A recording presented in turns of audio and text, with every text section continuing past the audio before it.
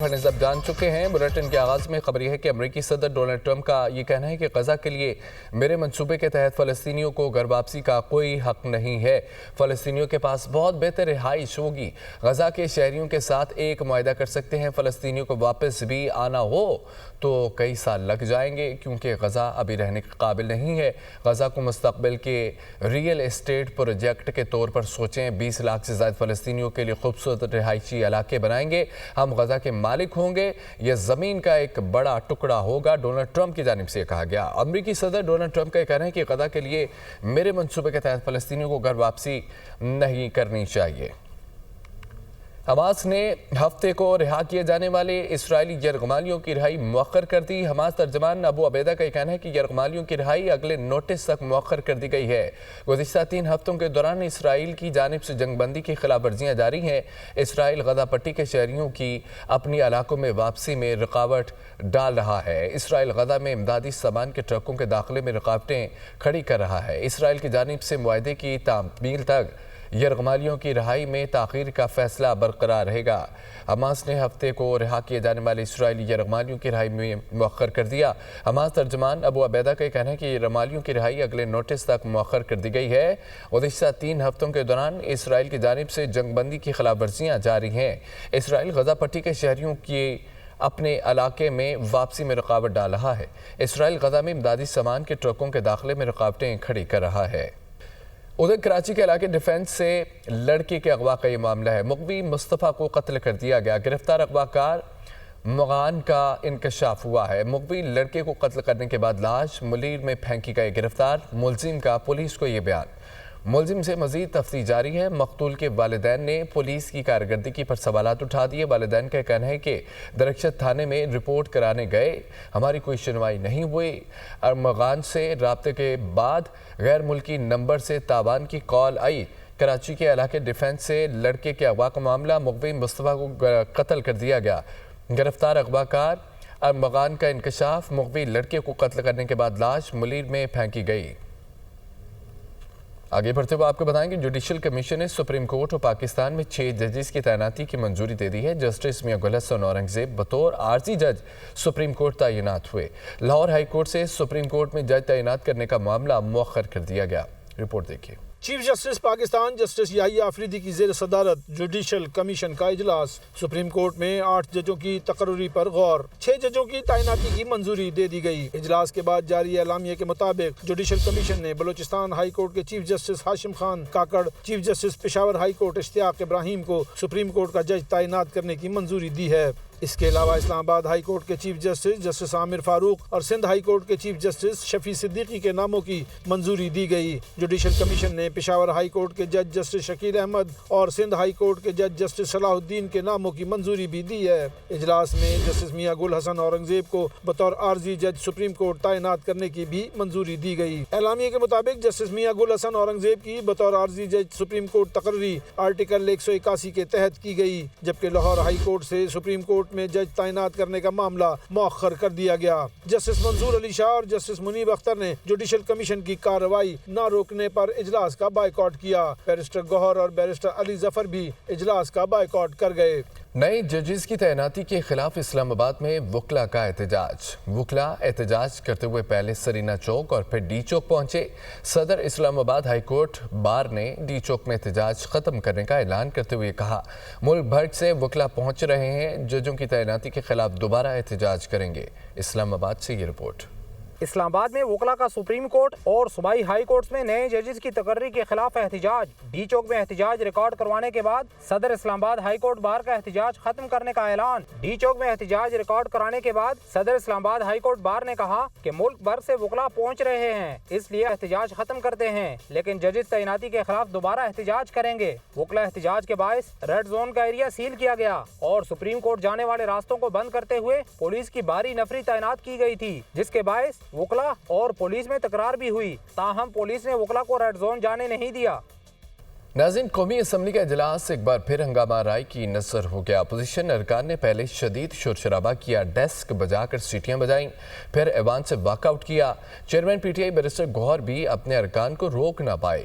احوال اس رپورٹ میں جانتے ہیں۔ قومی اسمبلی کا ہنگامہ خیز اجلاس اپوزیشن ارکان کا بھرپور شور شرابہ ایوان مچھلی منڈی کا منظر پیش کرتا رہا۔ قومی اسمبلی کا اجلاس اسپیکر ایاز صادق کی صدارت میں شروع ہوا۔ عمر ایوب نے حکومت کو ہدف تنقید بنایا، کہا پیکا ایکٹ ابھی تک آپریشنل نہیں ہوا لیکن جمشید دستی پر یہ ایکٹ لگ چکا ہے۔ بیرسٹر گوہر بولے موجودہ حکومت کے پاس کوئی مینڈیٹ نہیں، یہاں قانون سازی کی بجائے سب کچھ ایک آرڈر کے تحت چل رہا ہے۔ پی ٹی آئی کارکنان نے بانی کو رہا کرو کے نعرے لگائے تو ایوان میں شدید احتجاج شروع ہو گیا۔ نقطہ اعتراض پر بات کی اجازت نہ ملی تو اپوزیشن ارکان ایوان سے باہر چلے گئے۔ صاحبزادہ حامد رضا نے جاتے جاتے کورم کی نشاندہی کر دی، تاہم کورم پورا نکلا۔ اپوزیشن ارکان واک آؤٹ کے بعد اسپیکر چیمبر پہنچ گئے اور اپنے تحفظات ان کے سامنے رکھے۔ وقفہ سوالات کے دوران 2023 میں مفت آٹا تقسیم کی تفصیلات ایوان میں پیش کی گئی۔ اسلام آباد کے 5,88,000 شہریوں کو 1,36 کروڑ روپے مالیت کا مفت آٹا فراہم کیا گیا، جبکہ BISP کے 3,30,000 مستحق خاندانوں کو آٹا دیا گیا۔ وزارت آبی وسائل سے متعلق سوال کا جواب نہ دینے پر اسپیکر قومی اسمبلی برہم ہو گئے۔ وزیر کی عدم موجودگی پر اسپیکر نے سیکرٹری آبی وسائل کو فوری طور پر چیمبر میں بلا کر جواب طلب کیا۔ ایوان میں انکم ٹیکس ترمیمی آرڈیننس 2024 اور قائمہ کمیٹی برائے بحری امور کی میعادی رپورٹ پیش کی گئی۔ بعد ازاں اجلاس دوپہر 2 بجے تک ملتوی کر دیا گیا، جبکہ موجودہ اجلاس 18 فروری تک جاری رکھا جائے گا۔ مسلم لیگ نون کے صدر محمد نواز شریف کہتے ہیں کہ عرصے بعد عوام میں خوشی اور اطمینان نظر آ رہا ہے۔ زندگی میں بہت اتار چڑھاؤ دیکھا ہے، ڈیریل نہ کیا جاتا تو پاکستان آج کہیں آگے ہوتا۔ وزیر اعلیٰ مریم نواز نے کہا کہ نواز شریف اور شہباز شریف کا نام آئے تو عوامی خدمت کی مثال بننا ہی پڑتا ہے۔ تفصیل دیکھیے اس رپورٹ میں۔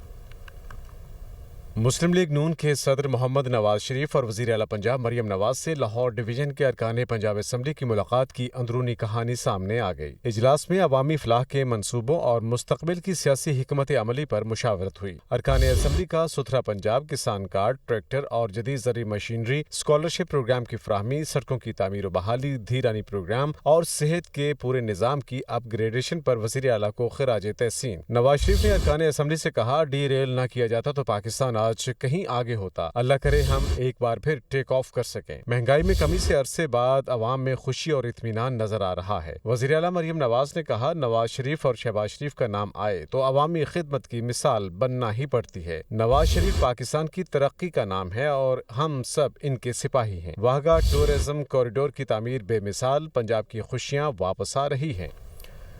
سربراہ JUI مولانا فضل الرحمان یہ کہتے ہیں کہ ہم ریاست، آئین و ملک کے وفادار ہیں اور سیاست میں تشدد کے ہم خلاف ہیں۔ امن کے بغیر ترقی و خوشحالی ممکن نہیں، ہم امن کے لیے نکلے ہیں، ہمارے خطے میں امن نہیں۔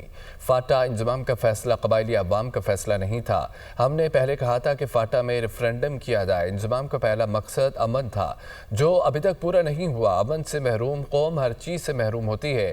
ہمارے حکمران امریکہ کے پیروکار ہیں۔ امریکہ کا گڑھ پتلی نیتنیاہو کہتا ہے کہ فلسطینیوں کو سعودی عرب میں بسایا جائے۔ امریکہ پھر افغانستان میں دوبارہ جنگ چھیڑنا چاہتا ہے۔ وہ پشاور میں تقریب سے خطاب کر رہے تھے، سنیے۔ ہم ریاست کے وفادار ہیں، ہم آئین کے وفادار ہیں، ہم ملک کے وفادار ہیں، اور اگر آئین سے بغاوت کی ہے تو تم لوگوں نے کی ہے۔ سیاست میں تشدد، ہم تو اس کے خلاف ہیں۔ ہمارے حکمران بڑے آقا امریکہ کے بڑے پیروکار نظر آتے ہیں۔ جو مذہب ان کا ہوتا ہے وہی مذہب ان کا ہوتا ہے۔ امریکہ کا کٹھ پتلی نیتنیاہو کہتا ہے کہ سعودی عرب کے اندر فلسطین کو بسایا جائے۔ آج پھر امریکہ اس بات پر غور کر رہا ہے کہ افغانستان میں دوبارہ جنگ شروع کر دی جائے۔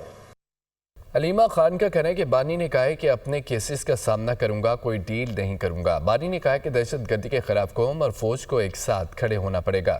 بانی نے یہ بھی کہا ہے کہ اگلے ہفتے وہ ایک اور خط لکھنے جا رہے ہیں۔ وہ راولپنڈی میں میڈیا سے گفتگو کر رہی تھی۔ انہوں نے کہا ہے کہ میں اپنے کیسز کا سامنا انہی ججز کے آگے کروں گا۔ وہ کہتے ہیں میں انہی ججز کے سامنے پیش ہوں گا، میں کوئی ڈیل نہیں کروں گا۔ ہماری قوم اور فوج کو اکٹھے کھڑا ہونا چاہیے، سارا وقت ایک پیج پہ ہونا چاہیے، کیونکہ جو دہشت گردی ہو رہی ہے اس کے خلاف قوم اور فوج کو اکٹھے ہونا ہے۔ وہ کہہ رہے ہیں میں ایک اور خط لکھوں گا، اور وہ اگلے ہفتے وہ ایک اور خط لکھ رہے ہیں، اور وہ یہ اوپن لیٹر ہے، ان کو کوئی ڈاک میں یا کسی میں نہیں بھیجنا، وہ عوام کی طرف سے لکھ رہے ہیں اور عوام ان خطوں کو پڑھ رہی ہیں۔ सुप्रीम कोर्ट में वकला के पेश न होने पर मिलिट्री ट्रायल केस की समाअत मंगल तक मुलतवी कर दी गई। जस्टिस जमाल मंदोखेल ने रिमार्क्स दिए कि लगता है कि वकला चाहते हैं कि लोग कैद में सड़ते रहें।